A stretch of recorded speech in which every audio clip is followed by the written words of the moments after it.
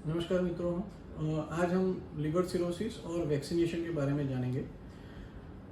Vaccination normally हम जानते हैं कि बच्चों के अंदर दिया जाता है क्योंकि उनकी इम्यूनिटी कम रहती है और उनको अलग अलग तरह के इन्फेक्शन सीवियर हो जाने की संभावना रहती है। उसी तरह से लिवर सिरोसिस भी एक इम्यून सप्रेस्ड सिचुएशन रहती है। लिवर सिरोसिस के पेशेंट की इम्यूनिटी डाउन रहती है, इसलिए उनको भी बहुत सारे इन्फेक्शन लगने का और इन्फेक्शन ज़्यादा सीवियर होने की संभावना रहती है।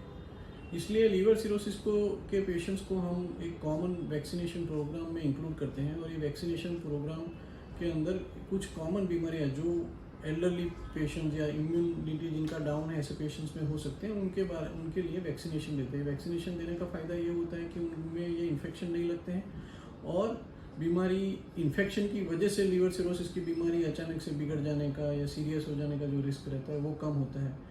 उसकी वजह से जो हॉस्पिटलाइजेशन की ज़रूरत पड़ती है वो कम हो जाता है और लिवर सिरोसिस के पेशेंट को हम लंबा टाइम हेल्दी रख सकते हैं till the time we reach for transplant.